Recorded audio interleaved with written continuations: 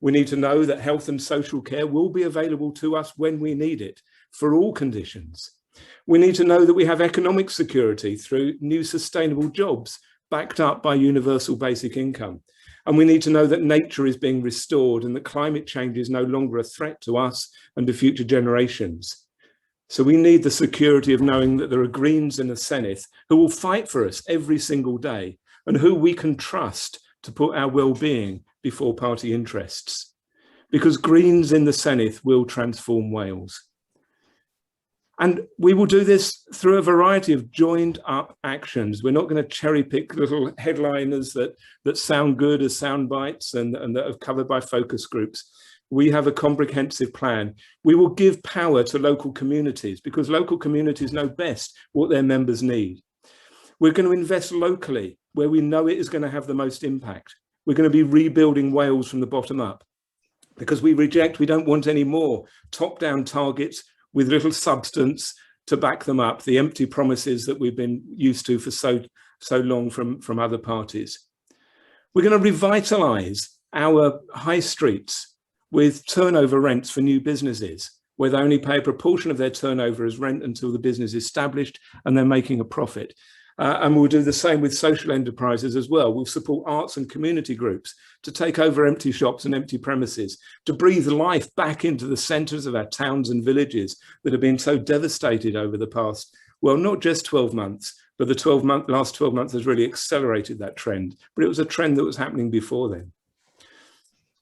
We're going to create a massive expansion of rural jobs in green energy and environmental restoration, to bring life and hope back to rural communities as well, to connect them up, to provide the infrastructure they need of fast broadband, but also public transport, because we will expand public transport. And that includes better connections to Monmouth, which has been sadly neglected from the new transport plans coming out of the Senedd and have failed to see any real evidence of Nick when he was in the Senedd and our county council fighting for Monmouth to be connected up to the transport infrastructure.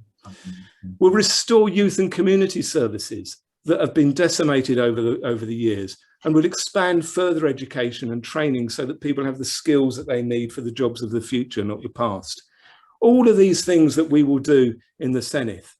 And I want to emphasize that the Greens can win because, you know, to be honest, over the years, and this is my 5th election that I've been standing as a Green Party candidate, many people have told me they think Greens have the best policies, and we always come out top on those surveys, those anonymous surveys of policies. We always come out as the top party. But often people think, well, the Greens can't win, so maybe I should try voting for somebody else as a tactical vote. Well, I tell you, this time we can win. And the latest polls back that up, because the regional seats are elected using a form of PR. They're additional to the constituency seats that a party wins, so making the overall result more in line with the vote. So parties that win lots of constituency seats can't win additional regional seats. So don't waste your regional vote on parties that can't win, because the polls show that Greens can win and will win a regional seat here in South Wales East. So please vote for integrity, vote for parties that will live their ideals, that won't compromise, where those ideals of community, of action, of environmental protection, of tackling climate change, of looking to the future, of promoting people's well-being. These are ideals that are in the DNA of Green Party politicians, including myself. They're not something that we're just going to offer up at election time and then compromise as other priorities come up. We're not going to compromise it to appease party interests. This is what we're going to try and achieve. This is what you can trust us to do. So please vote Green. Thank you very much. Peter, if you would like to step into the limelight.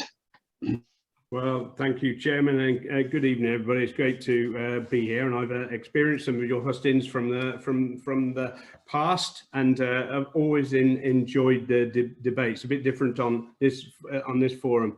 I'm keeping most of my comments focused around climate change because I thought that's what you wanted to discuss. However, you know, the priority for any government and any party and any individual representing us has to be to get the country back on its feet after the most devastating period we've known in living memory. And alongside of that, as Ian already touched on, preparing and for sadly what will no likely be the case of more flooding. And some of the issues we experienced last time, we have to get on top of that. I mean, I'm a local person. I've been a leader of Monmouthshire for 13 years, been county councillor here for 25 years nearly. I'm a farmer. I love the place. My kids grown up here. My business has been here. I care about what happens to this county. It's my home.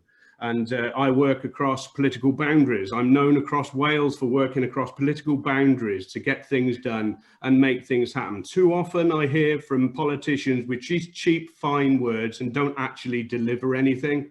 I've got a proven track record in delivering things, and I can show you all of that. It's demonstrated throughout the county. But my party has obviously put its manifesto forward, and it chimes well with what we've been doing as a Conservative council in Monmouthshire. And you'll know that Monmouthshire has been probably ahead of Wales in many of the climate change initiatives. That may be challenged, but there aren't many authorities at the moment that have a proper climate change strategy, 42 pages with recommendations and actions ongoing. But anyway, that's about the council, but it's something which I've overseen. I've created a cabinet portfolio to rid Monmouthshire of single-use plastics, and created a specific part in the portfolio to make Monmouthshire carbon neutral. I have a cabinet member doing that. And I would want to take forward those sentiments within the assembly, working hard to get things actually done, working across boundaries when we need to. But the party's target is to ensure that Wales meets a net zero carbon emissions target by 2050, even though I believe we could probably do that sooner than that. We will build back greener, and I think every party will be saying the same thing, and we all should do. It's so important that we do make some progress, and real progress, in this. So we need to build back greener, we need to deliver more green jobs, and whilst backing our farming and rural communities as we work toward meeting those carbon emissions. We want to protect and enhance rural communities and the services they rely on. So, up to 15,000 green jobs will be created over the next political term. By utilising Wales's coast, we can create long-term, highly skilled green jobs whilst protecting and enhancing the environment. And we would establish a £150 million Wales Marine Energy Investment Fund. We'd also bring forward legislation to improve air quality by introducing the Clean Air Act. And many of you will know places like Hardwick Hill in Chepstow, one of the most polluted areas in Wales, if not the most polluted. And we need to do absolutely something about that. Now, Wales government, I'm afraid, at the moment have just not delivered on that at all. We would ban single-use plastics for non-medical use, such as plastic wet wipes, straws, stirrers, disposable cups, all of those things you're all aware of.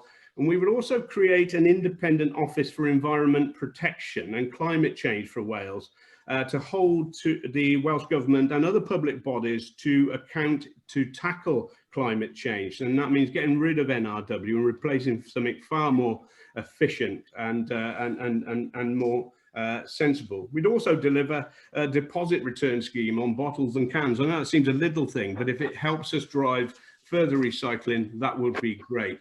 And we can work with our universities and private sector to create a new centres of excellence and research into energy storage and transportation.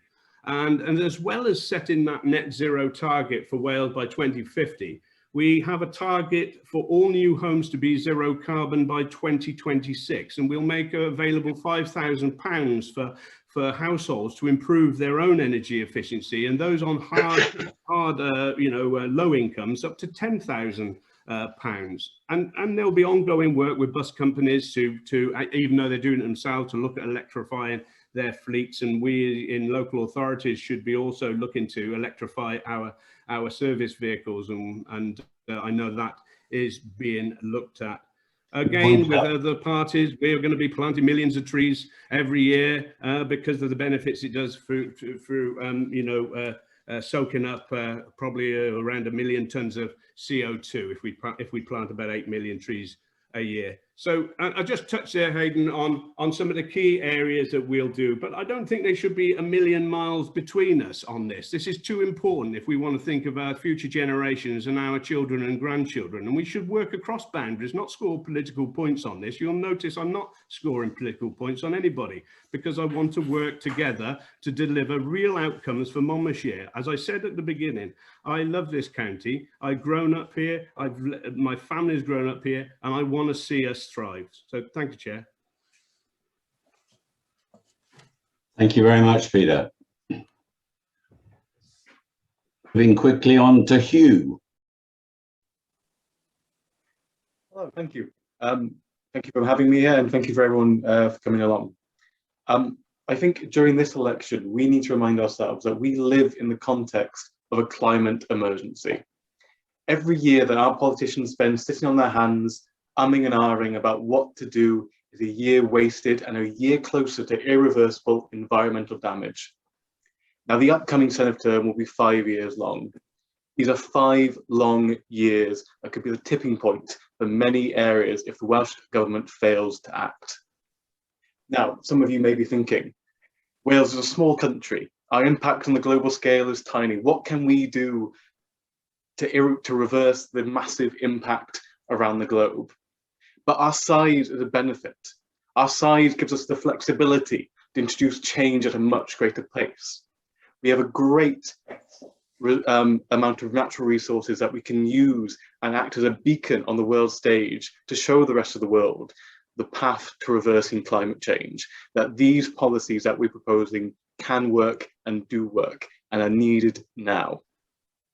So what does this mean? What can we do? Now, Plaid Cymru have a goal of decarbonising Wales by 2035, much sooner than Labour's goal of 2050. This goal includes a pledge to ensure that all electrical usage is from renewable sources and promote the usage of electrical vehicles. We will also retrofit all houses in Wales to become environmentally friendly by 2050. We will also develop a state-run national energy company that focuses on building our renewable energy infrastructure, including much greater use of tidal and wave power, all while ensuring that local communities have community ownership in these projects so that they always work in the benefit of us. We will also legislate for greater environmental protection, increase the number of trees planted each year, and ban single-use plastics. We will also fund greater flood protection to avoid the scenes that we saw in Monmouth in February of last year. And we'll also help people out of cars with the development of much needed integrated public transport system. We will also ensure that ultra-fast broadband to all homes and businesses is accessible by the end of this Senate term to ensure that more people can work from home and more local businesses can grow in the constituency. Now, over the past year, we have seen the government roll out numerous support packages, the most notable one being furlough. These total billions of pounds in spending. Now, what this particularly demonstrates is that any delay in the changes that are needed to reverse climate change are a political choice. It is politicians taking the easy option. What we need is the people running the show to push for the greatest future for our children. Tonight, we're going to hear lots of pledges and lots of different numbers, but the important aspect is electing someone who recognises the urgency and will not compromise on the drastic change that we need. Locally, what we're promising in Monmouth is no to M4 Relief Road, no to any Chepstow bypass, and no to the future of incinerators. What we are promising is greater public transportation, particularly for Monmouth and for our commuter areas. What we're saying is yes to greater green energy projects, greater wind, greater tidal, and greater wave infrastructure. And what we're saying is yes to truly innovative new policies that will act as a beacon for the rest of the world to be able to copy and to be able to actually work to reverse the climate emergency. This is the context that this kind of election takes place in. This is why we need to vote for Plaid Cymru. Diolch yn fawr. Diolch yn fawr. On to Catherine, please. Hi. Thank you, Hayden. So I started my working life as an engineer in refrigeration, but I moved into energy efficiency and housing initially because of fuel poverty, because people were suffering from health and financial problems because their homes were too difficult to heat. And I learned about environmental pollution and climate change and realized that this was just one part of a global problem, what I was seeing in terms of fuel poverty and housing problems in the UK. I set up an energy advice service for council tenants at the time, and I went on to spend more than 30 years working on sustainable energy and fuel poverty. And that's led me into the political arena, working on policy at many levels, at local, national and European level. I've been a technical advisor, an energy auditor, a charity chief executive, a small business manager. And I want to use this experience from my working life to make a difference politically. So I'm standing for election now because of the urgency of action on the environment, but also because of the extent of inequality in our society and the shock of seeing this getting worse and what this does to people's lives. And research has shown that everybody's well-being is improved actually by society being more equal, wherever you stand in the hierarchy of financial wealth, and attitudes towards the environment is part of that. I live near Skemfrith, like Ian.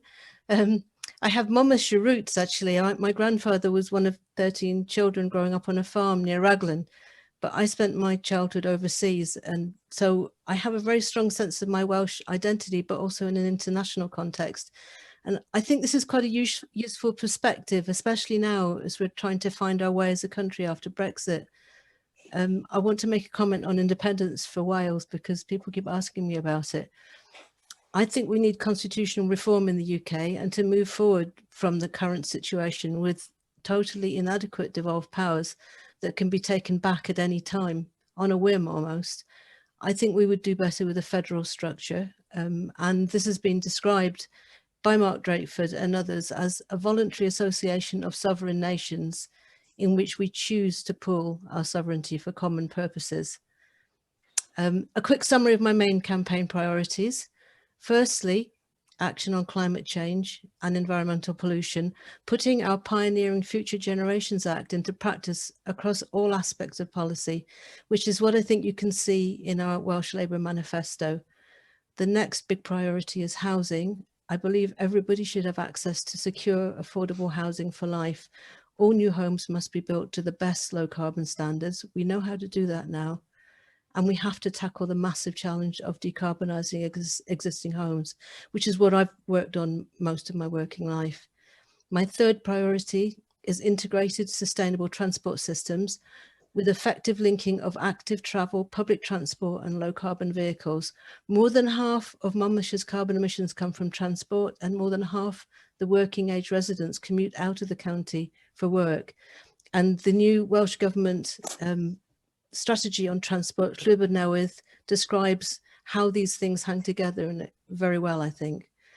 The next is jobs in the local economy, support for localised sustainable businesses, including small businesses and self-employment. And this highlights the importance of digital connectivity, which is a huge issue for us here. We need to revitalise our town centres, filling the gap left by the big national retail chains, which may not come back, with local businesses and services and community facilities. Number 5 is education and lifelong learning for all. This means proper resourcing for schools and support for learning at all other stages of life. And last, but certainly not least, health and social care, including mental health as a core health issue. This has really been very evident as an issue during the pandemic, and with further integration of these two services of health and social care services.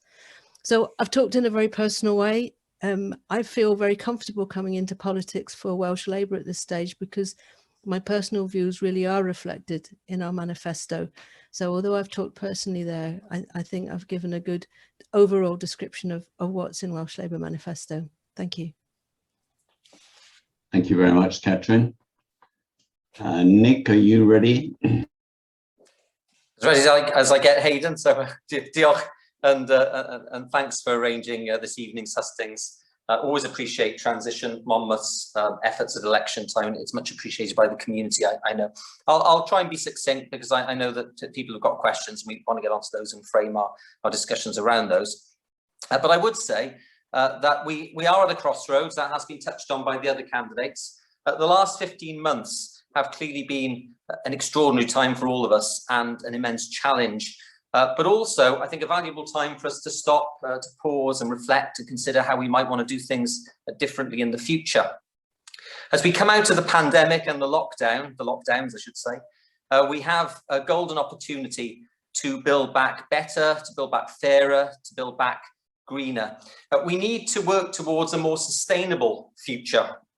And it's not enough for us to pay, this is a point touched on by Ian Chandler earlier, it's not enough for us to simply pay lip service to environmentalism. I think it's really time for us to stop just using buzzwords and to get on with actually putting the structures in place to make our dreams a reality in the future. We must act to make the future a greener future, a more secure future for future generations. Catherine mentioned some of her background, a little bit about me, although I know most people know me pretty well. I've been a Senedd member for 14 years. I was a Monmouthshire County Councillor before that, so I've got experience necessary across all the many of the different levels of government in Wales, and I think that's going to be necessary over the coming months and years to really move things on. As chair of the Senedd's Public Accounts Committee for the last 5 years, I know how to hold the Welsh Government to account, constructively that is, because I think there are a number of things the Welsh Government have done which have been good, but areas where things can certainly be sharpened up and other areas where things can be improved massively. As I said, we need to deliver a sustainable green economy and business rates. I think business rate reform is something that I've been talking about for quite a while now. And I'd like to see a much more even playing field between the high street and online business. So I think we do need to look at how we can reform business rates. It's not an easy challenge. I'm not surprised that governments haven't tackled that before. But I think if we can do that and we can put a green agenda at the heart of that, then we can start to build back our high street, but also build back the wider economy in a greener way. The Assembly, as it was, the Senedd, as it has been for the last few months, does now have a wider range of powers, including income tax powers. It's also got powers over taxes such as stamp duty and land disposal tax. And land disposal tax is an interesting one because that's a classic example of a tax which can be used to promote behavioural change. And that's going to be key to combating the climate emergency. We need better broadband. I think the last 14 months of lockdown has shown us all that yes, it's good to get people off the roads and have more people working at home, but at the same time we need to create that digital connectivity to make that possible so that people are able to work from home. And in terms of our transport infrastructure, gosh, that's got to be so much greener. Yes, I have been calling for Monmouthshire to be on the Metro map over the last few years. It's been on the map, off the map. Yet we need far better rural bus services. We need to make sure that there's an integrated ticketing system so that people can buy a ticket and get from where I live in Raglan, in the middle of Monmouthshire, down to Cardiff easily without some of the hassle that's currently involved in that. The Wellbeing of Future Generations Act, I agree with Catherine Maybe. That's a groundbreaking piece of legislation. It was a world first. I know that UK government ministers have been impressed by that as well. But the real issue is how does it deliver on the ground?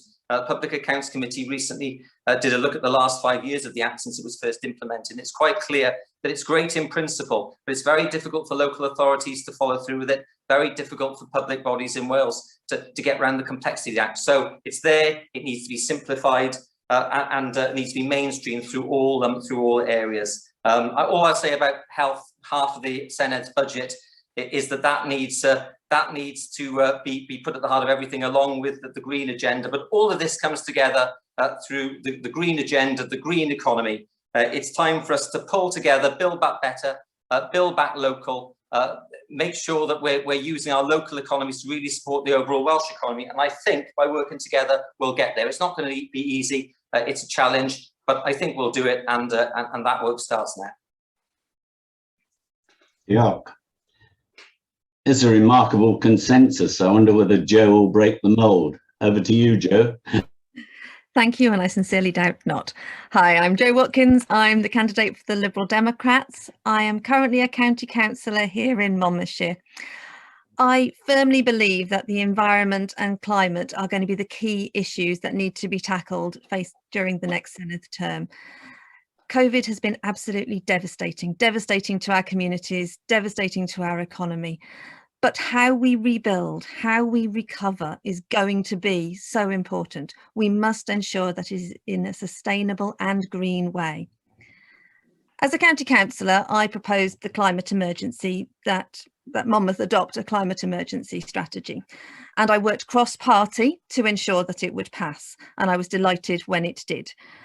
I believe climate is more important than party politics. We have to find ways to work together to actually achieve real change in terms of climate. Since Monmouthshire declared the climate emergency, I've worked with numerous council officers across all of the disciplines to try and find ways that we can reduce carbon emissions. But the one thing that has become really apparent is that faster movement is going to need government intervention.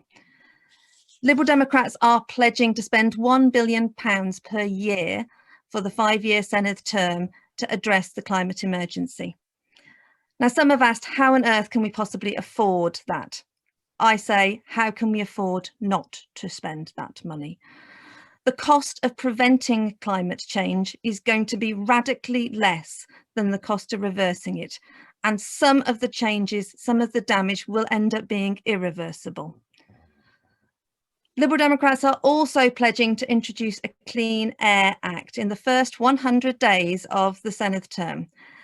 And I know this topic is really close to the hearts of many people, especially those residents of Chepstow, as Peter said, on Hardwick Hill, who have unbearably high levels of pollution.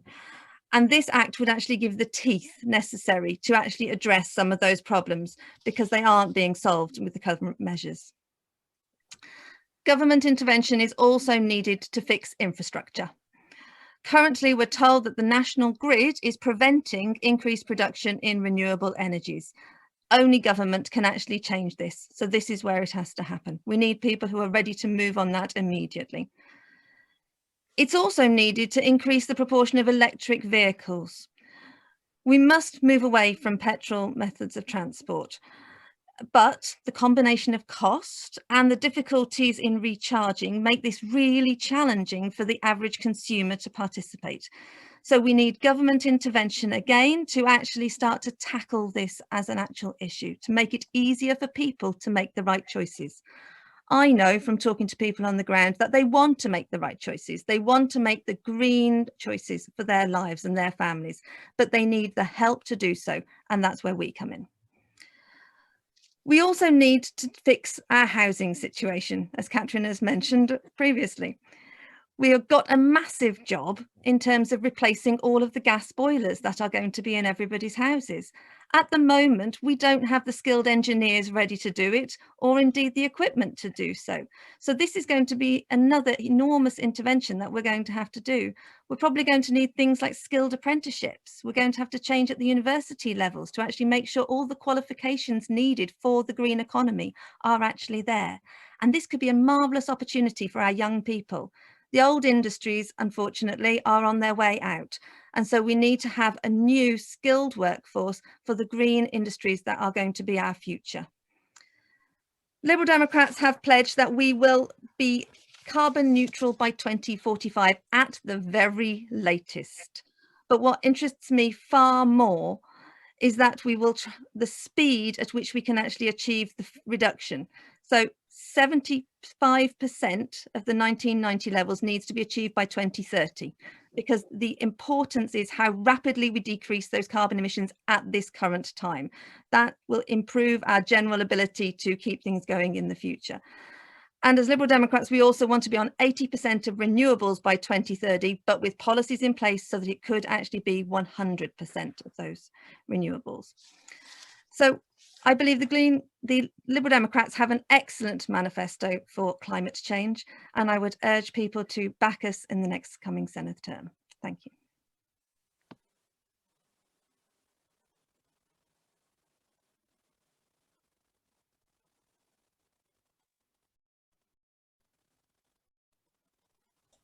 You're muted, Hayden.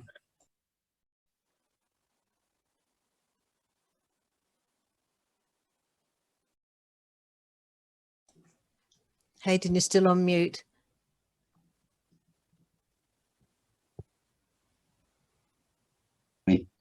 Sorry, I was using the space bar and it wasn't working for me. Hopefully that's better.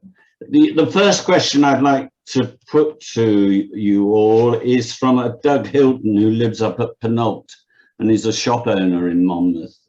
He actually has two questions, but we won't deal with both of them straight away. But the first one I thought was rather novel, the carbon footprint of a piece of paper. And he considers this a genuine climate emergency question. It might be uncomfortable politically to answer, but we are looking to elect representatives that are not afraid to tackle difficult issues to save our planet.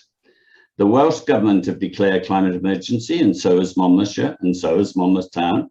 This means an urgent and ruthless reassessment and abandonment of anything causing unnecessary climate warning CO2 gas production. Nearly every government, council, and even service authorities bills, etc., tend to be printed in both Welsh and English. This is a total waste of half of every communication every time, because those wishing to read it in Welsh will only read the Welsh part, and those wishing to read it in English will only read the English part. Doubling the printing load also causes a massive waste of raw materials and creates toxic waste from the ink and waste paper, etc. If we conservatively assume that 50 sheets of paper for every business and household in Wales, 1.65 million are wasted by this double printing, this would require over 6,500 trees, over 1,800,000 kilowatts of electricity, a staggering 5 million tons of waste global warming CO2 gases. The government and many councils have introduced electric cars to cut back on CO2 production, but the above power consumption alone is enough to drive 1,300 electric cars for 10,000 miles each for a year. So much for the preamble. The proposal is a national open register be formed immediately that can be openly and freely accessed by anyone interested. Everyone will be able to say if they want future communications in Welsh or English, and if thereafter becomes a financially punishable legal offence to intentionally and unreasonably send out double printed material if a choice has been selected. This means everybody can have their choice, and the incredible waste and dangerous CO2 gas production currently being generated will cease. His question, are we right to continue this immensely wasteful process? And if elected, would you strongly promote a suggestion like the above as a high priority? I'm going to put the spotlight on you, Hugh, to start with, considering the party you represent. Well, I'm going to break the mold a bit and say I don't actually speak Welsh, so yeah, I suppose in a way that a lot of the Welsh stuff that comes to me is also unused. I wouldn't say. I think it's a bit extreme to say it's a waste. There are people obviously who are Welsh speakers and prefer that. There are people who are Welsh learners and still would prefer that. I think an idea where you would have an option to opt in or opt out of communication would be a preferable option. The other alternative, therefore, is also, electronic communications, emails, texts, which of course take up zero raw materials. I think there are definitely workarounds around paper and workarounds around this, but I don't think having it just in Welsh is a waste of resources at all. I think, you know, it is a language that people speak and that it should be supported. But as I said, a move towards electronic communication would probably be a more preferable option. And then, you know, the option of opting in or opting out of Welsh is a fine solution as well. Thank you. Ian, would you like to pick up the theme? Yeah, I'm happy to. I think there is too much paper, but I don't think the problem is the Welsh language. I'm very much in favour of official communications being in both languages because we're a bilingual country. So let's not make assumptions about which is the language that people do. The problem is that there are too many words, is that actually some of the communications that come out of official places are just too long and waffly. And actually people need to get to the point, because actually if we want to have, rather than talking down at people, rather than sort of using not elitist, but sort of technical jargon that actually ordinary people find difficult to engage with, we need to make sure that our communications are clear and simple. And that's what we need to do. And it doesn't really matter whether it's in two languages. I think, you know, if I dare say that the asker of this question demonstrated that even asking something in English via email can still be very long. Actually, we just need clearer, shorter messages that are designed for people to understand and that do the job. And yes, let's have them in both languages. And yes, let's have less paper, more electronic communications, but let's also make it shorter and more accessible. That's what I'm going to say. Jo, would you like to pick up? Thank you. I do think it would be a real shame, actually, to only receive, have to elect to only receive things in the method of English, because I am not a Welsh speaker at the moment, but I have a number of friends who have started to learn to speak Welsh. And one of the ways in which they are learning is by being able to compare those pieces of paper and make sure that their understanding is there. And so I think it's actually quite a useful way. But indeed, in terms of reducing our usage of paper, then more electronic communications, more access to websites. But we do have to remember not everybody is online, and we do still need to actually make sure we are able to communicate with residents, with constituents, and make sure that everybody actually gets to know what's going on in their communities. So I think maybe, yes, there are alternatives. I'm sure we could reduce the use of paper, but I don't really think we should go to monolingual documentation. Thank you. Thank you. Nick, I wonder whether Andrew R.T. Davis has learnt Welsh since light of his recent embarrassments. No comment on that. I know what you're referring to. It's quite a funny story. And we've got to have these election funny stories, haven't we? So all credit to Andrew for giving us some entertainment. I think I agree with some of the other speakers who've said that I think we've got to look to be going digital. When you were asking the question, I was thinking about how many letters and bills I actually get through my door now on paper, and it's actually very few. I think I've opted to receive most things through email, and I'm not the most technically literate person. So I think that's what we have to strive for over time. Whether or not there's Welsh and or English on the bills, I just think we need to cut down the amount of paper that's coming through the doors. Of course, if that paper is being produced from sustainable forests, and we're always going to need some amount of paper, so as long as it's doing that and it's carbon neutral over time, then I don't think that's such an issue. I would stick with the current bilingual way of doing things. I think that I'm a bit concerned. I've heard before mentioned this idea of having this database that you decide whether you opt into one language or the other or both. And having seen how some other databases work, I'd be a bit concerned that that could become very bureaucratic. And if it went wrong, you could end up with a lot of cost going into that, which actually is what we all want to avoid. So yeah, I think the future is online, and I think over time, as younger people grow older and they're used to dealing with things online, then I think that the problem will probably naturally resolve itself over time, or the issue will resolve itself over time. Thank you, Nick. Catherine? Thanks. Yeah, great answers from everybody. I agree that there's too much paper being used, but I really don't want to see any loss of the Welsh language. And I'm really pleased to see it, Welsh language coming back more and more. I was taught Welsh as a small child, but I can read bits of the Bible in Welsh, and I can't speak fluently. So but I love it, and I don't want to see a language die, and I think it would be a terrible thing it happens just too easily. We have to continue the good path we're on now of bringing Welsh back into being one of the, as equal to English, and it should be treated equally to English in every way that we can. The online stuff, yes, and I completely agree with Joe. We've got to be really careful that that things are accessible to people in a whole range of different types of format, because having done advice work myself, it's terrible to be excluded. When we're on the paper issue, I just want to throw in one more thing.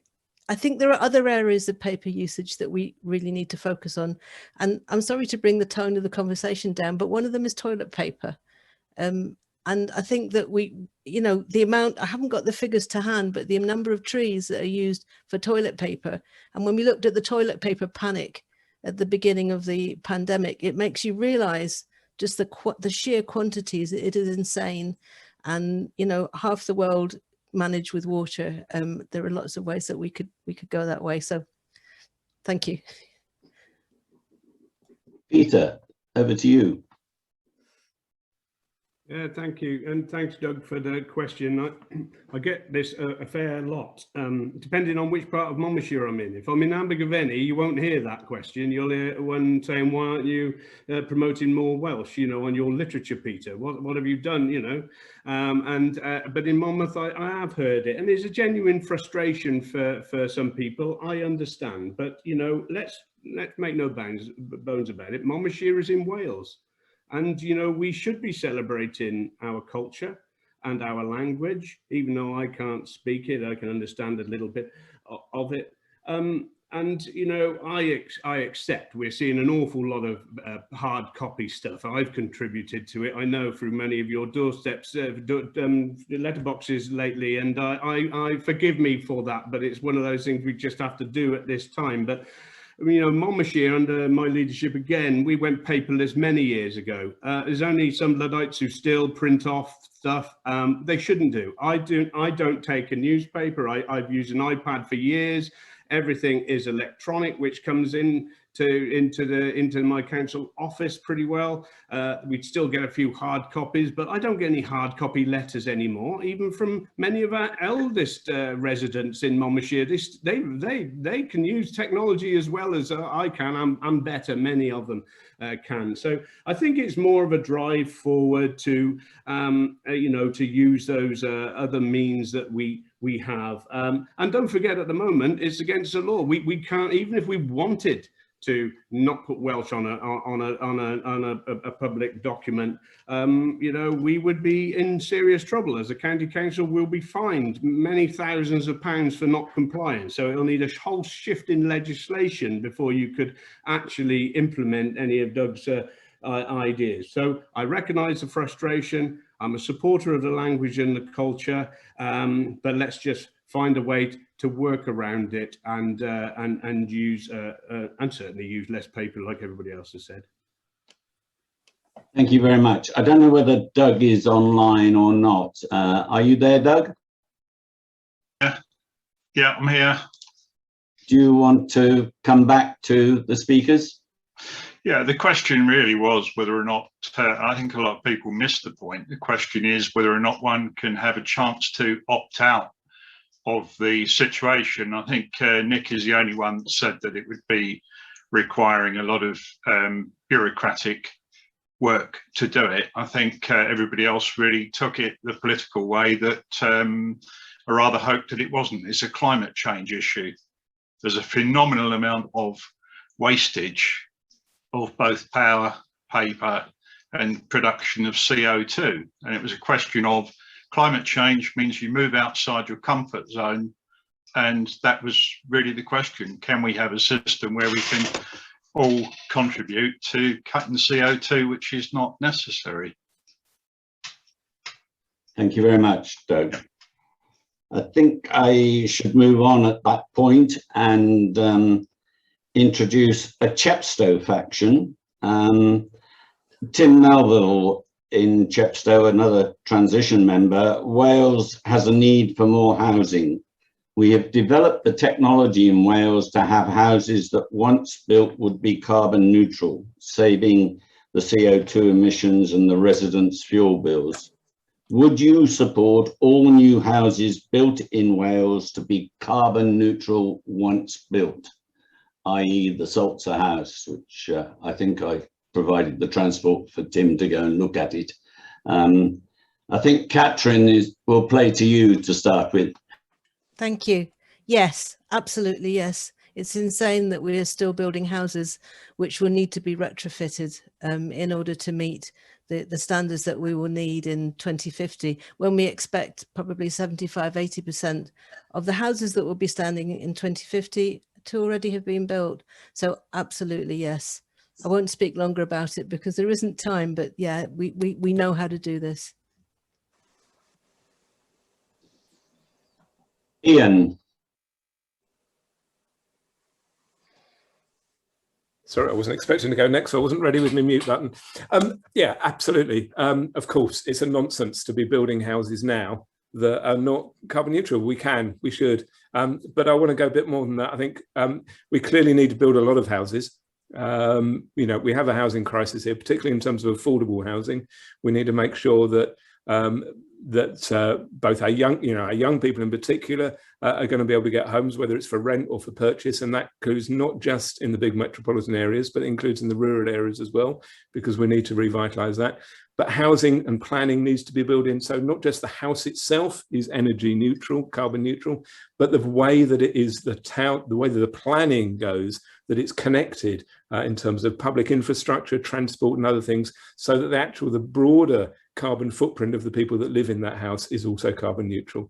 And may I dare put in another plea, having worked with charities with people with severe disabilities, is that we need to make sure that every house is also adaptable. Not necessarily that it's wheelchair accessible at the time it's built, but the way that it is designed means that it is suitable to be easily converted to actually not just have ordinary wheelchairs, but powered wheelchairs in. Because again, otherwise, when people get life-threatening or life-limiting diseases that require a powered wheelchair, they have to move out of their homes to find somewhere else, some distance from where they live, lose all contact from their local community and all the support networks they've built up. So they get a double whammy in that. So we need to be clear about our housing policy. It's got to be good, it's got to be accessible, it's got to be fit for the future of the planet, but fit for the future of people's lives as they grow older and as their needs change. That's what we need. Thank you, Ian. Peter, I know Monmouthshire County Council went down to look at not the councillors, but the officers went down to have a look at the Salzer house. And I was dismayed to hear them return and say they didn't like the colour. But surely there is scope to get housing associations some direction to achieve carbon neutral housing, which takes people out of fuel poverty. Yeah, well, absolutely, Hayden. The officers haven't spoken to me about that, but I'll agree with everybody. As I said earlier, our party would want to see all houses carbon neutral by 2026. That means it needs to be working with developers right now, because LDPs are being created right now. You know, it's all good. These fine words are great, right? But there's some realities that have to be put in place to make these things deliverable. So that means working extremely fast with governments to change their expectations around regulation, with planning authorities to alter their technical advice notes, for you know, governments to actually want to do this and to get those things in place really quickly. I think it's in our gift, and if people make, I say this loads of times, because in fact, people make things happen or people stop things happening, right? So if there's a will, it can be done. But we've got to get developers want to build houses as fast as they can in the most expensive areas so they can sell them and make good profits, you know. So you've got to try and find a way to get developers on board on this. And that means, you know, those conversations should have been had. They should have been had, because we're starting the LDP planning process in Monmouthshire. All right, I might not be part of that if I got successful in this, but any authority should be working hard on that. I think it's absolutely achievable. I absolutely know where Tim's coming from. I'm fully aligned with his thinking and Transition Chepstow's thinking in many of their areas. And I think Ian made an absolute cracking point about of making these places adaptable as well. You know, too often we're seeing people having to go in and refit old properties so that it can be accessible for those who are either getting older or who have a disability. So I think we can kill several birds with one stone if we were only just to put our minds to get it. But I am a realist. We might be a step away from achieving that, because we're in the next realms of putting these policies in place, which will dictate what's going to happen. And so, you know, I hope we could change some of that, and let's hope so. Thank you, Peter. Hugh? Well, Plaid Cymru would go that one step further and ensure that all homes are carbon positive, so that they are able to return any surplus energy back to be used elsewhere. And in that as well, we go that extra further and ensure that all offices and all public buildings, when they're developed and when they're built, they are also in the same boat, where they can, where any surplus energy created can be returned.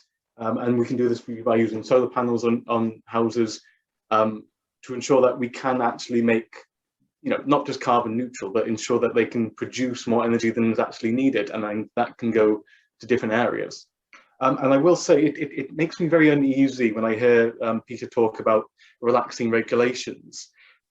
When we're talking about relaxing regulations in an area that is already driven by money, as Peter admitted, you know, they're wanting to build fast in expensive areas.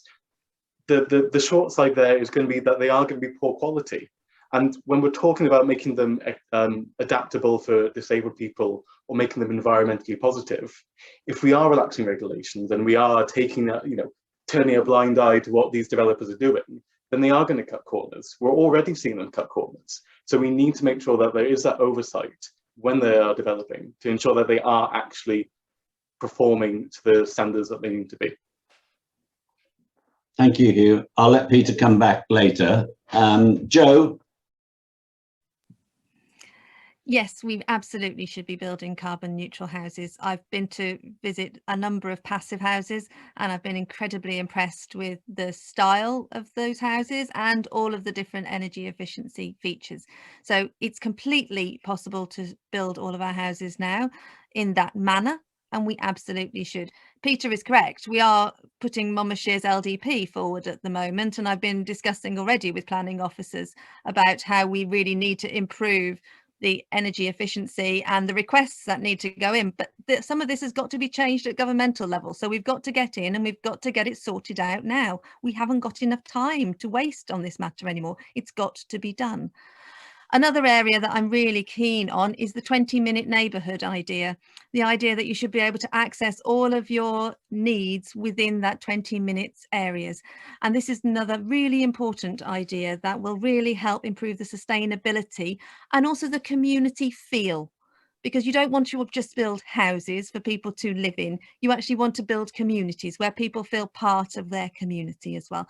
So that would be something I would also want to see in terms of housing plans. Thank you. Nick? Thanks, and yes, I'm going to support the original proposition that yes, I mean we should be aiming for a far more carbon neutral housing stock. I quite like, I think it was Hugh said, referred to carbon positive. So yeah, this is where we should be going rather than looking at retrofitting.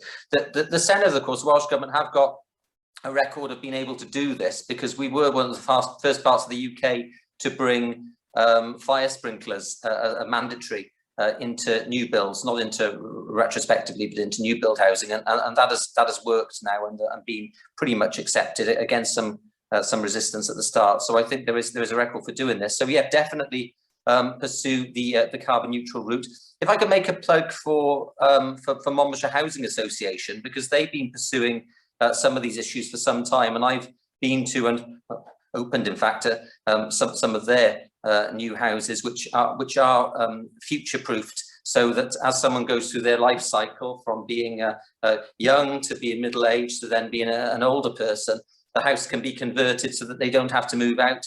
You can have hatches removed from the floorboards upstairs so that lifts can be put in. So that's all a way of making sure that people don't feel that they have to move away. So making sure that those houses are adaptable from the start.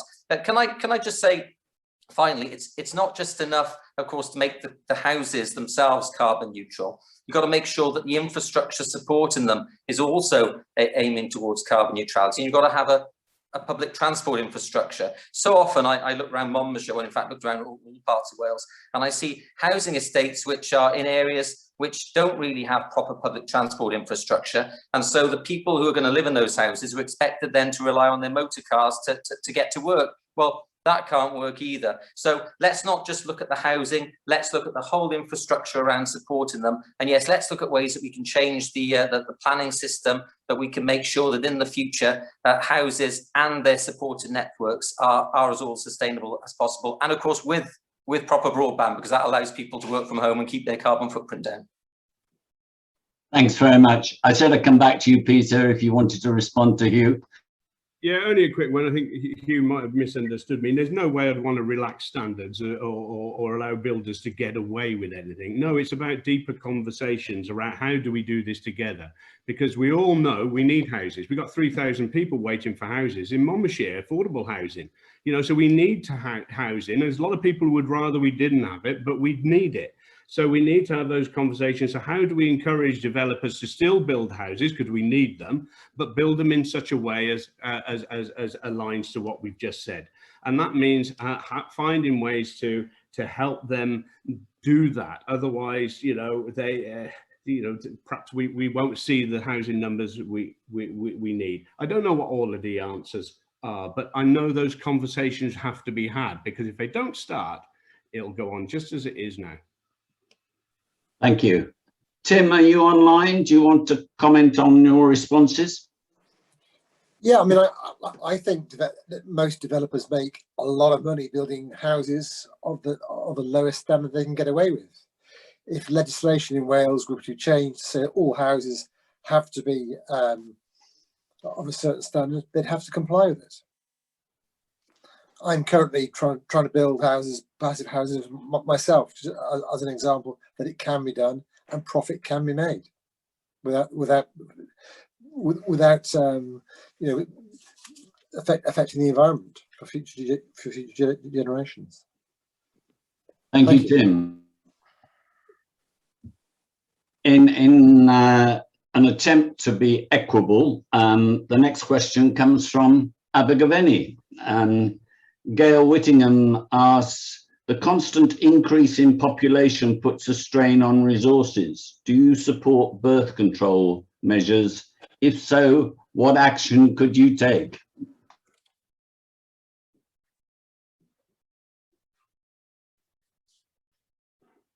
Jo, if you'd like to take that first.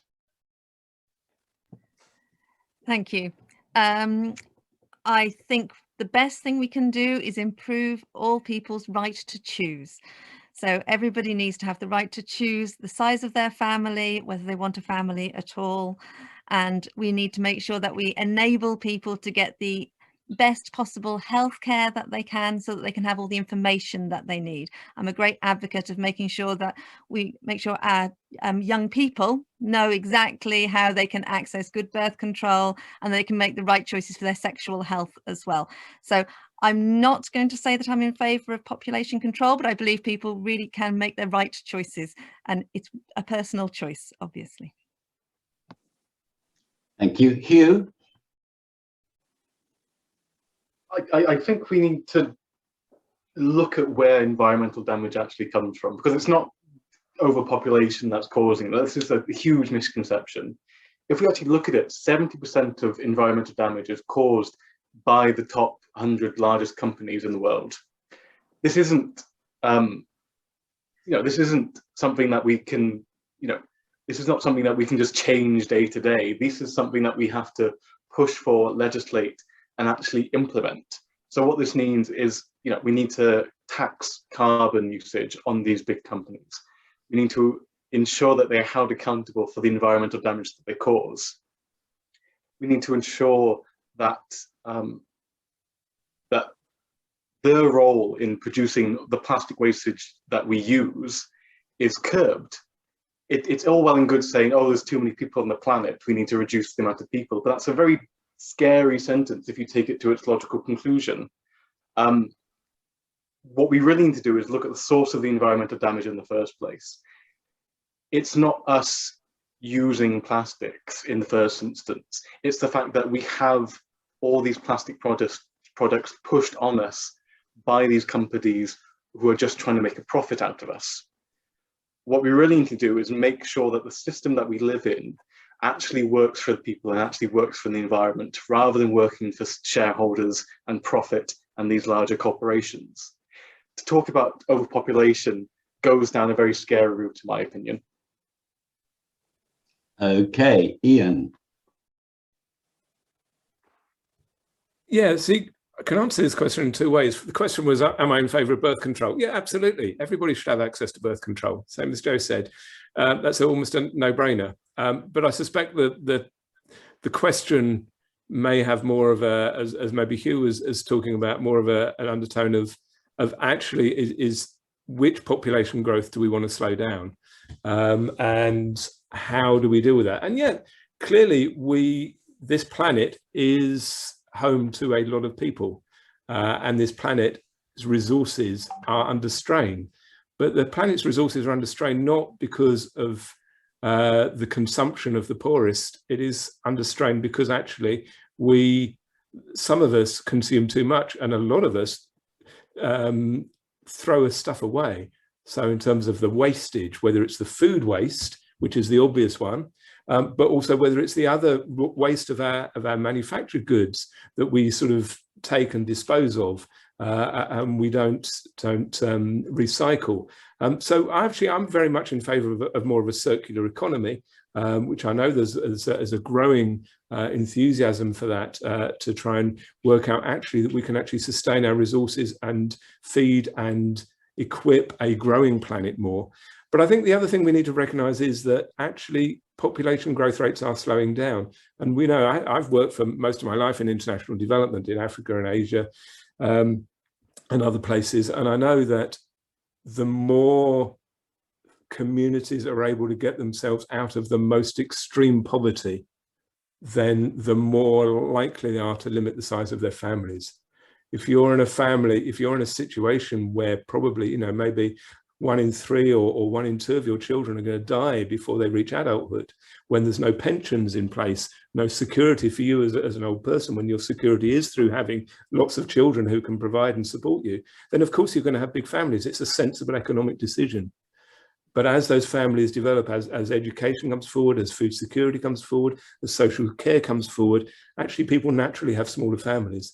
And that's what we're seeing around the world. So what we do need to recognise is that how we ensure both international development happens, but also how we manage our own economy is about actually how we control the use of our resources and making sure that collectively we have a lighter footprint, environmental footprint on this planet, so that we can all have decent lives where we can live within the planetary boundaries, but we can also all be above the social floor that provides everybody a decent standard of living. And that space is possible. Thank you, Ian. Peter. Well, so I wasn't expecting that question. First of all, we don't live in China. And, how can I comment on this? I've got 4 children, I've got 7 grandchildren. They probably haven't finished yet, but everybody's got a right to a life, and we've got to help people to make the best of their lives, and encourage people to be good parents when they do have children. Sadly, parenting is, in some areas isn't great, and We know that. But we as a caring country, world, you know, we should embrace everybody. Everybody's equal, and we need to work to make sure that we've got a planet that can sustain them, and that means food security, water security, all of those things, you know, pushing the boundaries on thinking with vertical farming, different opportunities we can create so that we can feed our children and give them a better lifestyle. So I think, you know, birth control, birth control it's a fact of life. We've got birth control, but the more sinister part of that question, which worries me about controlling how many children you can have, I just cannot align with that. I love people, I love children, and we should embrace that and make life the best we can for them. Thank you, Peter, says I with 9 grandchildren. Catherine, your turn. Yeah, the best population control is education for women and girls.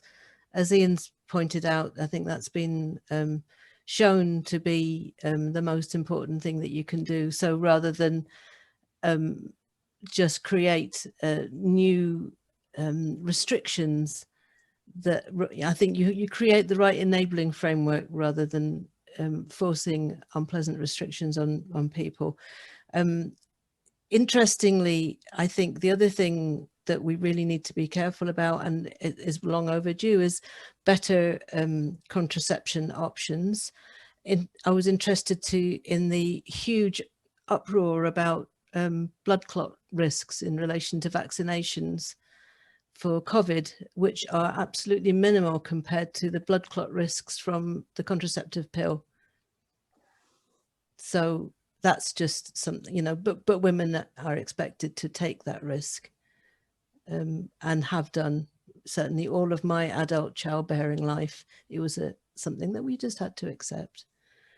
Another thing I would say is if you follow the logic of reducing populations on the basis of pollution, then I think you'd probably have to make a rule that no one in the United States could have children for a couple of decades. So it's not quite what one thinks once you start to make, and then Europe perhaps after that, and Australia. And as someone has pointed out in the chat, yeah, fertility is plummeting actually. And so the thing about population control getting completely out of hand is probably we're turning a corner on that, or getting close to it. And absolutely circular economy and waste. Those are the things that we need to do. Okay, thank you, Catherine. Nick?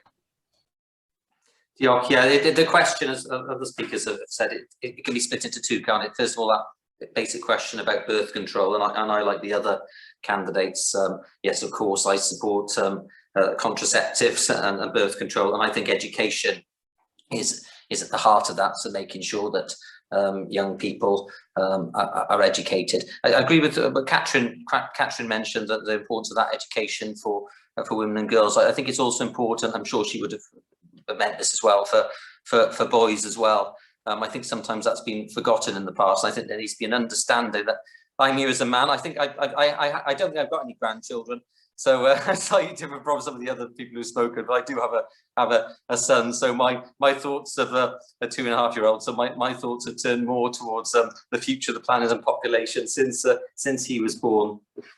On that subject, the wider issue of the overall population, I tend to agree with those who say that I think that the population has a way of controlling itself over time.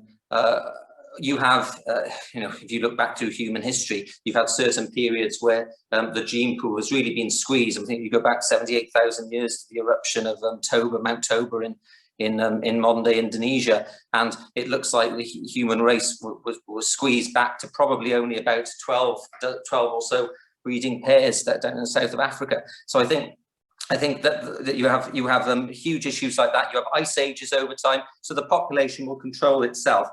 I do think, and I've never quite, I think it was Ian Chand who made the point about poverty, and there is a really obvious link. When you lift people out of poverty, they don't feel the need to have so many children. They do have greater security in older age, and it's that lifting out of poverty across the world which is key. I've never quite understood those people, particularly on the right of politics, who've argued against international aid.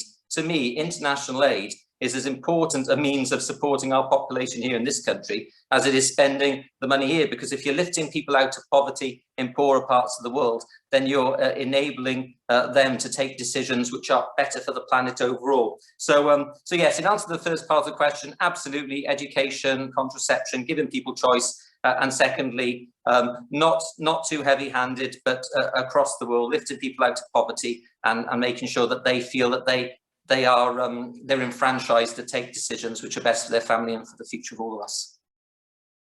Thank you, Nick. Gail, are you online?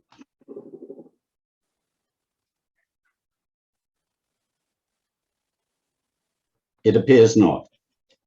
So we've round the circle and back to Monmouth, and Claire Cato asks, how would the candidates deal with the problem of traffic congestion on the M4 around Newport, bearing in mind the SSSI of the status of the nearby Gwent levels, the requirements laid on the Welsh Government by the Wellbeing of Future Generations Act, and the urgent need to reduce transport emissions because of climate change? Katrin.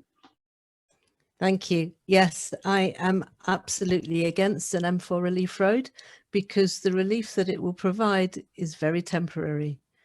And I think we've seen everywhere across the world that if you simply build more roads, you have more cars and you have more congestion, and you go to more roads and more cars and more congestion. We can't do it anymore. We can't live with the air pollution. We depend on our planet for the air we breathe. We can't keep doing this. I am completely in favour of the Burns Commission report for South East Wales, which proposed alternatives with more stations along the South Wales route to help to relieve the congestion around the Brynglas tunnels. And it's got to be part of an integrated transport strategy, as in Llwybyr Newydd, for the whole of Wales. And it's not an easy thing to achieve, but I think having the regional energy strategies with their 5-year plans, which is what Welsh Labour have in their manifesto, really is the way forward on that. You need effective linking of active travel and the different transport modes across Wales. And yeah, absolutely. Let's make sure that the Cardiff City deal actually does support decent public transport in Monmouthshire and not just near the big city. Okay, thanks. And protect the Gwent levels, sorry. I think we should have a conservation. I completely agree with that, with a protection order on the Gwent levels. Nick, I think you've done some work on this topic, or will have seen some of it debated in the Senate. Yes, back when the Welsh Government were originally supporting the M4 Black route and then they weren't. So I've seen both sides of this and I've thought long and hard about it. And many years ago, I would have supported the M4 Black route. But as I said to the Gwent Wildlife Trust some years back, and I think they took the phrase and ran with it actually, it increasingly looks to me like a 1980s solution to a 21st century problem. There's no doubt at all that that there's a massive problem with congestion around Newport.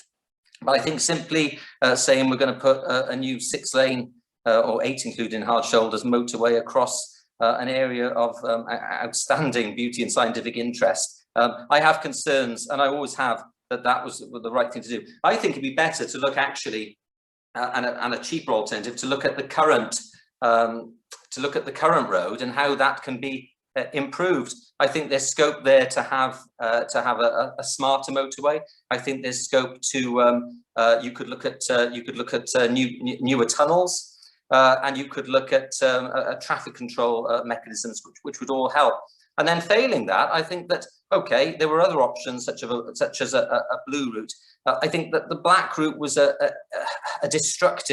one of the more destructive ways to actually solve this problem. So I would say, look at improving the current road first, and I would also look at then the public transport elements of it, which the Burns Commission has investigated. And surely over time, it must be key to this. It must be getting traffic off the roads. If you look at how quiet the M4 has been over the last 14 months, so okay, it's getting busier now. You could travel along there at rush hour, and there was no traffic because more people were working at home and more people were using broadband infrastructure at home. So this problem is not as simple to solve as people once thought it was. But I think in the first instance, yes, look at improving the current road before we dump a load of concrete onto the Gwent levels. Thank you. Joe. I am firmly opposed to the building of the M4 Relief Road. As I have stated on many an occasion, I believe the Gwent levels are a vital resource. In fact, I have described them as the lungs of South East Wales. We absolutely cannot build on them. It would be catastrophic, I think, to our local environment. I welcomed the Burns report. I felt it had a huge amount to offer as alternatives. I'm really keen that we should promote the extension of our stations network. The introduction of Mega Walkway Station at the south of Monmouthshire would be a great asset, a station which doesn't have parking because people are meant to walk to it, and it is within walking distance of the entire of its local community. So that was is a really great idea and needs to be taken forward. I also believe we should have substantial improvements in Severn Tunnel Junction. And then what we really need is an integrated bus system to actually work around that so people can get to the stations via their bus routes to Chepstow, Caldecott, Severn Tunnel Junction, and that it will minimise those journeys, which would be otherwise ones that might have to go onto the motorway. And also I think there's a station planned for Llanwern as well, further down in Newport. An awful lot of the journeys that go on the M4 are actually journeys which are from one part of Newport to another part of Newport. And a great improvement in the bus services in Newport would actually reduce the need for those car journeys. I really think we should be looking at, maybe we have things like a tram network again. That should be possibly looked at as better ways to travel between Newport and Cardiff as well. I think there's an awful lot that can be done before we actually start having to concrete over sites of special scientific interest. So no, I am firmly opposed to the Gwent, the Black Route, and in fact any M4 extension. I believe we should have many alternatives before we go down, start thinking that route. Thank you, Joe. Peter? I thought you might want me to go last, Aidan, on this one. Well, you know, yeah, I hear all of the arguments, and as somebody who's lived close, cheek by jowl with nature all my life, I love all of that side of things as well. But sometimes you have to do certain things at certain times in history. And as much as I would love it if we had a public transport or a rail network which could feed the economic needs of the whole of Wales, and we could drive lorries and replace lorries, that would be great, wouldn't it? It'd be fantastic. But we're so far away from that yet that we need a bit of both. And that requires quite drastic steps, perhaps having an M4 relief road there. Because, you know, if we really do want this country to thrive, the GVA of this country is the lowest in one of the lowest, it's certainly lowest in the UK and lowest of a lot of the European countries. You know, our GVA is about 74% of what it were, you know, which is low. If we want this economy to thrive, if we want to attract inward investment into this country, and we need to take away some of the barriers that are stopping it breathing, and the Bryn-Class tunnels is a major restriction in inward investment into Wales. I've been a big part of the Cardiff Capital Region, as many of you will know, and the South Wales Metro has got £734 million pledged to the Metro. And sadly, even though I've met with Professor Stuart Cole and others to look at alternatives for Monmouthshire, it'll be probably a little bit later in the day, probably phase 3 of Metro, before we see something significant happen in Monmouthshire. I'm hoping we can get it sooner, but things like rapid bus transit, we're unlikely to get new railway stations plastered all over Monmouthshire. You know, that would be a huge, devastating impact itself. But we can have integrated ticketing, has been talked about. It's already planned. It's already just about there. We can have all of that straight away, but we need far more reliable public transport to link things up. And the Metro will go some way toward that. But the M4 relief, I believe, is absolutely fundamental for the future economy of this country for the time being. And that might be an expensive step to take and have some ecological damage. But for what we're, you know, Mother Nature is extremely resilient in how it reprovisions itself and how it alters itself. We see it with motorway networks all over the country. Look at the life, you know, the wildlife that comes with motorway embankments and different things. Now, I'm not, you know, I'm not a lover of shoving roads everywhere, but this one I think is fundamental. And in the same way, and I'll make a link to the Chepstow bypass. Some people don't like the idea of Chepstow bypass, but to me, it's a way that we can create a green opportunity for Chepstow. We can help it breathe again. We can create Chepstow into a more sustainable, you know, area with a more active travel, because we take away those traffic issues around it. And don't forget, as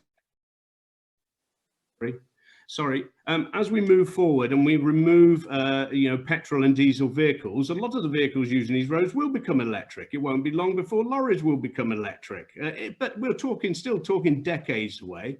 So, you know, again, I'm a realist, right? If we could do it all, like some of you are saying tomorrow, brilliant, let's crack on. But the reality is you're not going to create good jobs. You're not going to create a fantastic economy, which is globally well placed, by sticking at a status quo and playing around with a few trams or trying to find new active travel routes to get everybody to work. Even though that has its place with electric bikes and lots of things like that, we're not ready for that yet. We're 20 years away. We've got some huge work where these two scales of thought have to run side by side for a while until we can actually get the utopia which we're talking about here tonight. So absolutely, at the moment, we need an M4 relief road, because those tunnels are, you know, as David Cameron said, it's like having your foot on the foot on the throat of the Welsh dragon or something along those lines. You know, we're choking the country to death.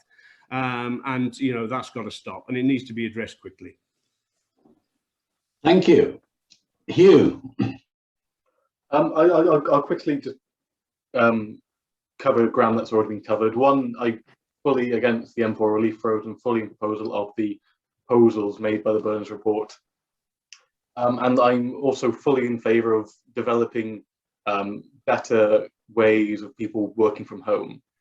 But I think one thing that's been ignored from this conversation, one thing that has not been touched upon, is the fact that many of those people who use the M4 relief road from Abergavenny, from Chepstow, they have one destination, and that's Cardiff.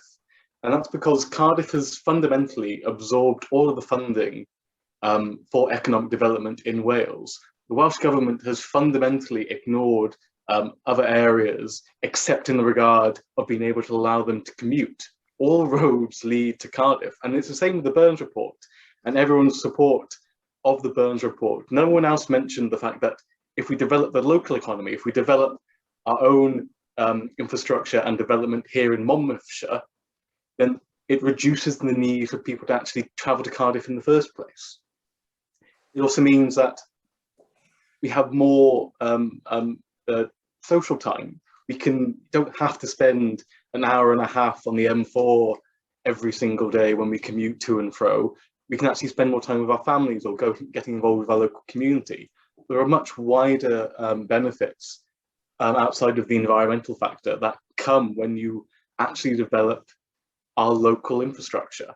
And the problem is that this development plan is not there. If you actually look at Monmouthshire County Council's economic development plan, it focuses on people, more wealthier people travelling into Monmouthshire. It's not actually developing it for the people and for the communities that are here. It's instead ensuring people can still commute inside and outside, which is a fundamentally flawed way of thinking. What we need is to be able to develop our own economy to ensure that people don't need to commute in the first place.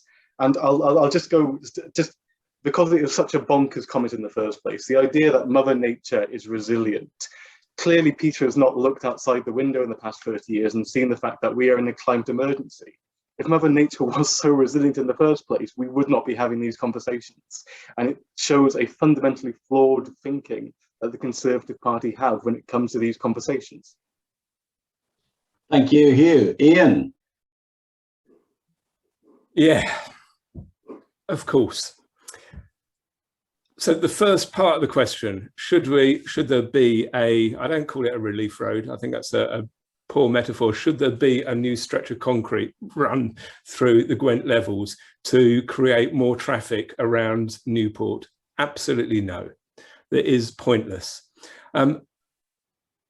We have to protect our natural environment, clearly, in terms of the immediate environment. You know, it's an area of massive biodiversity that we need to be preserving, not getting rid of. But the bigger climate issue is it's not going to solve anything.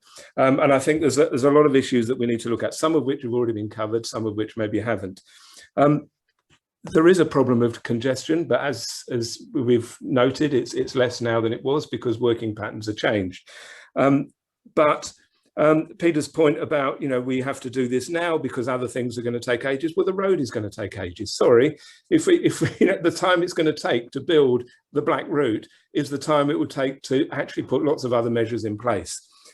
So let me just run through a few of them. A lot of people have talked about local traffic, about, yes, some of that traffic that's going through the Bringlass tunnels is coming from the local area. People are having short journeys, and we can certainly reduce the amount of those short journeys by better public transport in and out of Newport and within Newport. That is for sure. But actually, a lot of that traffic that's running through the M4 is also longer distance traffic coming from England across to Cardiff, to Swansea, to other parts of South Wales. Now, we need to think about ways to reduce that traffic as well. So again, it's about improving perhaps our rail infrastructure, improving opportunities for rail freight, maybe subsidising that, making it more attractive, certainly building up the infrastructure, but certainly improving the rail network there and electrifying it. And I think, you know, it's an example perhaps of this short-sighted thinking that at the same time that Peter and Boris Johnson are talking about investing UK government money into Wales, into a scheme that we don't want by building massive roads, at the same time there's cutting funding for the electrification of the railway into South Wales and into Swansea and Carmarthenshire. This is an inconsistency that we need to expose. And I think this is the big part that I want to get across here, is that yes, there's a lot of alternative things that we can do. We have a lot of positive sounding words from different parties. I mean, as I say, you know, all except for the Conservatives now seem to be against the Black Route. We as the Green Party were campaigning against the Black Route when all the other parties were in favour of an M4 extension, when the Labour Lib Dem government in Cardiff was pushing for it, and it was the Green Party that was at the vanguard of trying to stop that. Now everybody except for the Conservatives has come on board.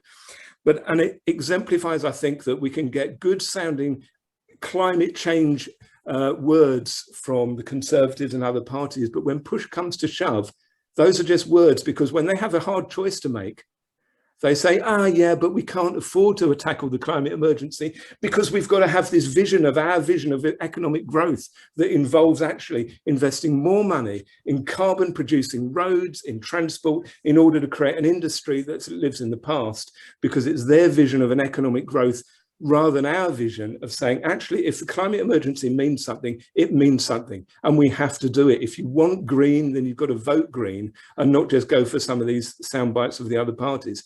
But also just saying that actually, Aaron, closing remarks. Sorry, I know, but this is making me really cross, as you can tell, because actually, what is it that we're trying to do? Are we trying to just generate economic growth in order to make profits for people?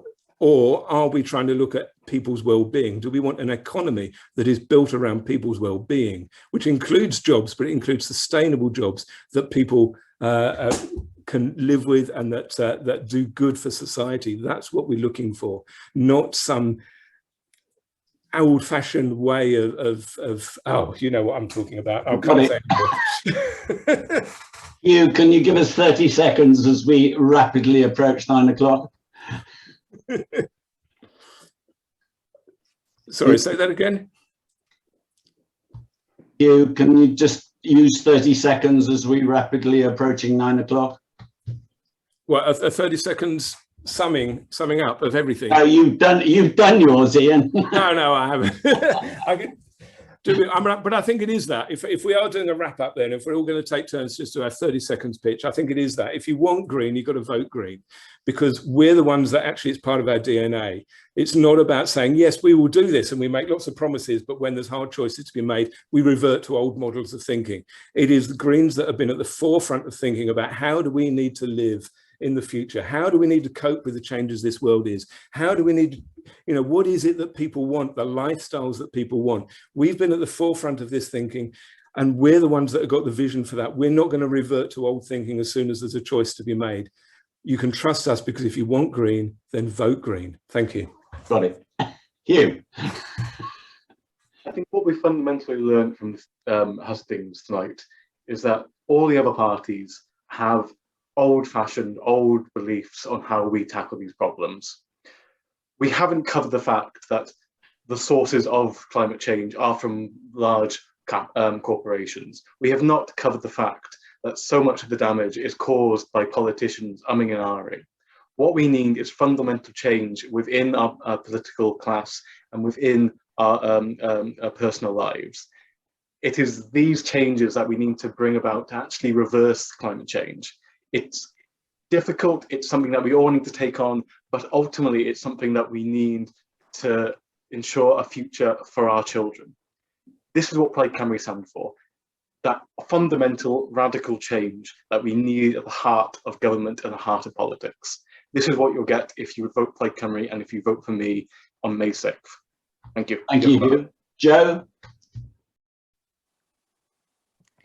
Liberal Democrats have a comprehensive plan to tackle the climate emergency. We have a good track record on environmental policies through our time in government in Westminster as well, holding the Conservatives to account in numerous occasions and improving what they were able to do. In Wales, we stand at a great juncture point. We can change the way our future is going. We can change the course of the climate emergency, but only if we act now. We need to act for future generations, and we need to act quickly. Liberal Democrats have a good plan on climate, and we also have compassionate and sensible other policies about how we can rebuild and recover from the devastation from COVID. Vote Liberal Democrat on May the 6th. Thank you, Joe. Peter? Yeah, thanks everybody, and sorry if I upset some, but I think you'll see that I'm somebody who will work across boundaries. I haven't had a go at any political party today. I want to work closely, and we've got a good agenda ahead of us where we can do that. I've got a proven track record as leader of Monmouthshire, and you can hold me to account on that record, on my green credentials. They're in there, and we're not just a one-trick party. We're not just talking one issue. There's a whole governance. We have to govern the country. We have to, we have to plan for the future generations and all of our children. That means having a focus on all elements of society. And that means that we have to look at not only the green agenda, we have to look at the economy, we have to look at education, we have to look at all of those things in the round. And the Conservative manifesto will demonstrates that we can do that. But I believe as an individual, what you see is what you get. You might not like it, but I've got a proven track record and I can get things done. And, so if you want somebody who will get things done, not just talk about it for another 5 years, vote Conservative, vote Peter Fox. Thank you, Peter. Catherine? We only have one planet and we depend on it for the air that we breathe and the food that we eat. We have to change direction very quickly and to act very decisively on climate change, environmental pollution and the loss of biodiversity. The Welsh Labour government has been a world leader with the Future Generations Act, which makes public bodies look at the long-term implications of all decisions and take a more joined-up approach. That means that we can be the grown-ups in the room. Our manifesto for the next Senedd takes this thinking into all areas of policy, building a new greener economy grounded in our values of progressive change, values of cooperation and not competition or division, and of harnessing the natural strengths of Wales' environment. We will create secure, sustainable and lasting jobs as we decarbonise our economy, supporting Welsh businesses to find new markets and investing in the sustainable green industries of tomorrow and in sustainable public services across health and social care, education, housing and transport. We'll use what powers we have to decarbonise electricity supply, buildings and the way we travel, and to support a big shift to more sustainable food and farming systems, which we haven't talked about tonight, as well as to go further on waste reduction and developing the circular economy. This transition means change for all of us. It isn't all going to be easy, but the lifestyles that can emerge from that, I believe, could be happier and healthier ones. And I want to finish by quoting David Attenborough. You did mention about us choosing our role models. He said that if we can cooperate globally to tackle climate change, we may finally create a stable, healthy world where resources are equally shared and where we thrive and balance with the rest of the natural world. And we may, for the first time in the history of humanity, know what it feels like to be secure. Thank you. Thank you, Catherine. The last word lies with you, Nick. Oh no, Catherine has quoted David Attenborough. How on earth do you follow that? It's impossible. Very quick and turn my phone off shortly. Excellent quote, by the way. Yeah, look, we've all been through a really challenging several months, a couple of years with the pandemic, the lockdown. We're all talking about building back better, building back greener and fairer. Let's not let this opportunity slip away. I thank you, Hayden, for arranging tonight, and thanks to all the other candidates. I think everyone has come forward with some innovative and different ideas, and we do need to work cross boundaries with parties to make sure that those ideas are carried forward. But let's not let this opportunity slip away. I've been in the Senate now for 14 years. I've enjoyed working with all parties.